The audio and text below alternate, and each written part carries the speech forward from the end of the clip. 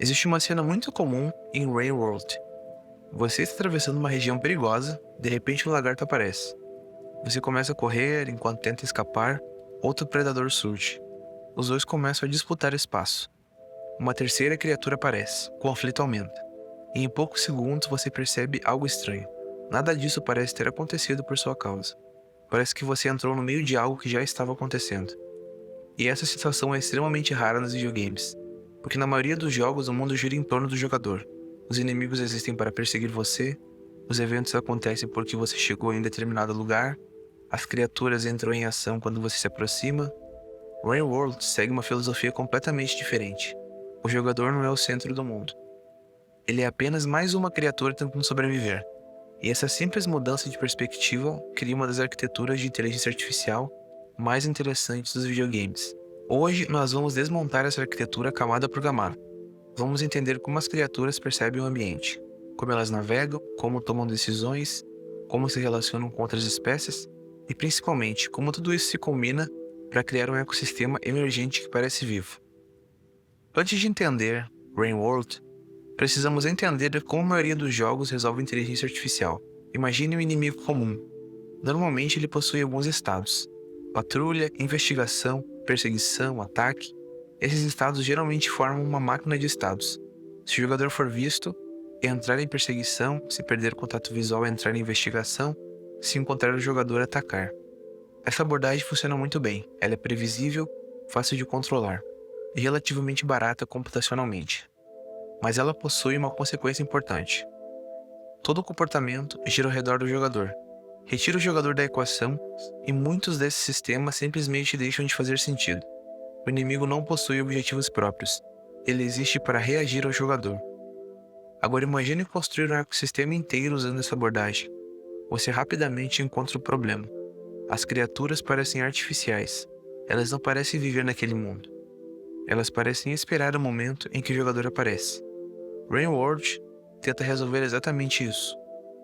Uma das decisões mais importantes do jogo acontece logo no início da arquitetura.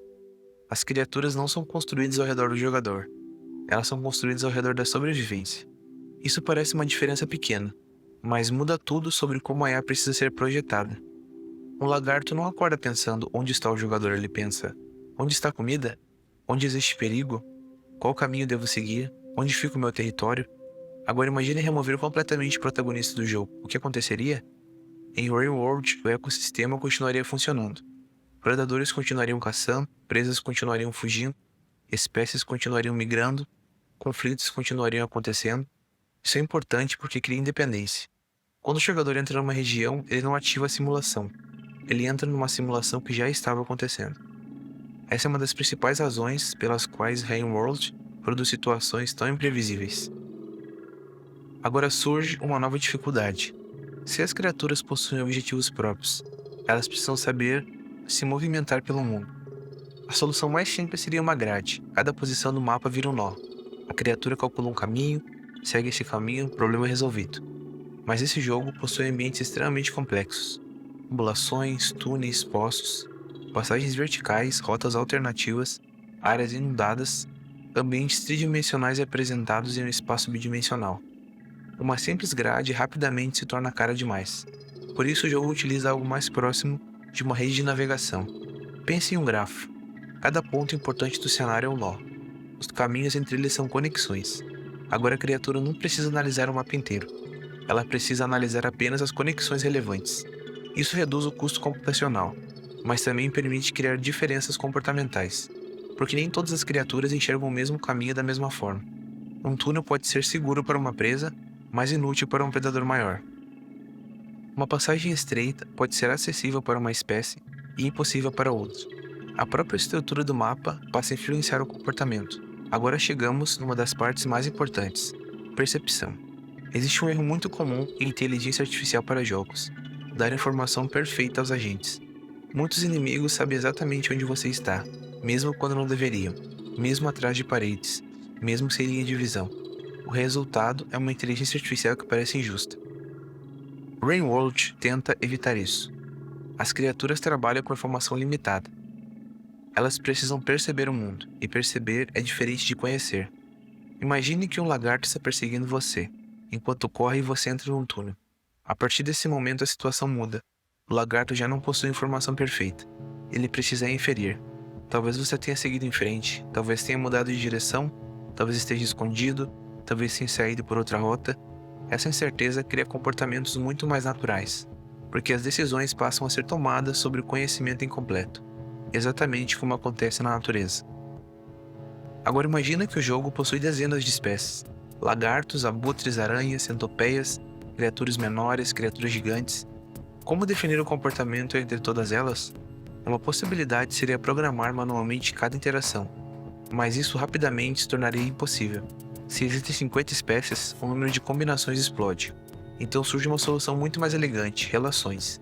Cada espécie possui avaliações sobre outras espécies: predador, presa, competidor, neutro, ameaça. Quando duas criaturas se encontram, a decisão não é tomada do zero. Ela utiliza essas relações. Isso cria uma enorme variedade de comportamentos com relativamente poucas regras. Um lagarto pode perseguir determinada criatura, ignorar outra, temer uma terceira, competir com uma quarta, tudo utilizando o mesmo mecanismo. Essa é uma técnica extremamente poderosa, porque transforma um problema gigantesco em um conjunto de avaliações genéricas. Mas ainda existe outro fator: o ambiente. As criaturas não vivem no espaço vazio, elas vivem em regiões específicas. Algumas espécies dominam certas áreas, outras evitam determinados lugares, algumas migram, outras permanecem próximas de determinados recursos. Isso cria algo interessante. O comportamento não depende apenas da criatura, depende da criatura e do ambiente simultaneamente. Um predador numa região rica em comida se comporta de forma diferente de um predador faminto. Uma espécie cercada por ameaças toma decisões diferentes de uma espécie segura. Arquiteturalmente, isso é importante, porque parte da inteligência deixa de estar dentro do agente. Ela passa a existir na interação entre agente e ambiente. Essa é uma ideia muito utilizada em sistemas complexos. Nem toda inteligência precisa estar dentro do indivíduo. Parte dela pode emergir do contexto. Agora chegamos numa camada mais profunda. Imagine um lagarto. Ele está perseguindo uma presa. Enquanto corre, percebe outro predador. Ao mesmo tempo, identifica uma rota mais segura. Agora existem vários objetivos competindo: caçar, sobreviver, defender território, evitar risco.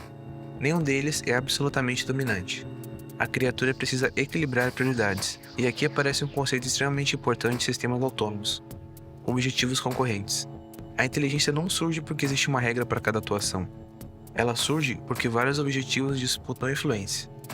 O comportamento final é resultado dessa disputa.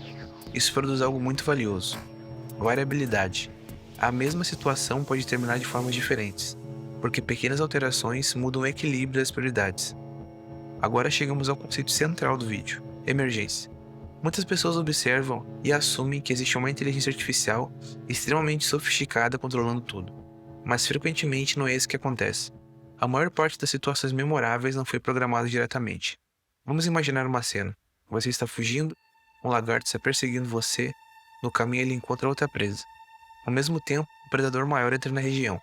Agora vários sistemas começam a interagir: percepção, navegação, caça, fuga, território, sobrevivência. O resultado pode variar completamente.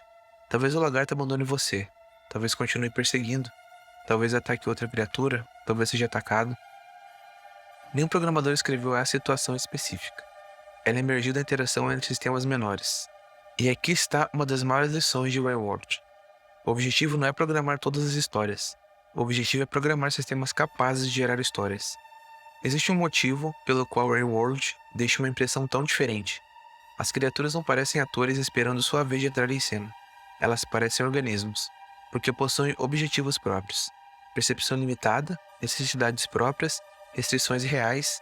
Quando você observa uma perseguição acontecendo longe do jogador, seu cérebro interpreta aquilo como um comportamento legítimo, porque a simulação não parece existir para você, ela parece existir por si mesma. Essa diferença psicológica é extremamente importante, e talvez seja uma das características mais difíceis de reproduzir em um videogame. Quando olhamos para o Railworld pela superfície, vemos apenas criaturas agressivas e um ambiente hostil, mas por trás disso existe uma arquitetura extremamente interessante: navegação baseada em redes, percepção limitada, relações entre espécies, objetivos concorrentes, pressão ambiental. e principalmente sistemas capazes de produzir comportamentos emergentes. Separadamente, nenhum desses componentes parece revolucionário, mas quando todos começam a interagir simultaneamente, surge algo raro. Um mundo que parece continuar existindo mesmo quando você não está olhando. E talvez essa seja a melhor definição para o sucesso da inteligência artificial em Rainworld. Não fazer as criaturas parecerem inteligentes, mas fazer o ecossistema parecer vivo. Então, pessoal, esse foi o vídeo de hoje. Um abraço e até a próxima. Tchau!